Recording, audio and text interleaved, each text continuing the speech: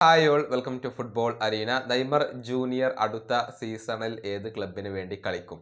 അത് ആരാധകർ ചർച്ച ചെയ്യുന്ന ഒരു കാര്യമാണ്. അതായത് ഈ മാസത്തോടു കൂടി നെയ്മറുടെ സാന്റോസുമായുള്ള കോൺട്രാക്റ്റ് അവസാനിക്കുകയാണ്. ഈ കോൺട്രാക്റ്റ് ഇതുവരെ പുതുക്കിയിട്ടില്ല. യൂറോപ്പിലെ ക്ലബ്ബുകൾക്ക് നെയ്മറിൽ താല്പര്യമുണ്ട് എന്നുള്ള റിപ്പോർട്ടുകൾ പുറത്തേക്ക് വന്നിരുന്നു. ഇതുമായി ബന്ധപ്പെട്ടുകൊണ്ടുള്ള ചില കാര്യങ്ങൾ നെയ്മറുടെ പിതാവ് തന്നെ ഇപ്പോൾ സംസാരിച്ചിട്ടുണ്ട്. അതായത് യൂറോപ്പിലെ ക്ലബ്ബുകൾക്ക് നെയ്മറിൽ താല്പര്യമുണ്ട്. UCL കളിക്കുന്ന ക്ലബ്ബുകൾ പോലും രംഗത്ത് വന്നിട്ടുണ്ട്.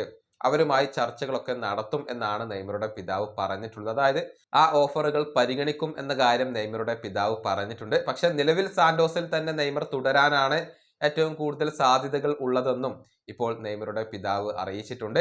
അദ്ദേഹത്തിന്റെ വാക്കുകൾ ഇങ്ങനെയാണ്: നെയ്മർക്ക് വേണ്ടി യൂറോപ്യൻ ക്ലബ്ബുകൾ രംഗത്ത് വന്നിട്ടുണ്ട്. ചാമ്പ്യൻസ് ലീഗിൽ പങ്കെടുക്കുന്ന ക്ലബ്ബുകൾ പോലും രംഗത്ത് വന്നിട്ടുണ്ട്.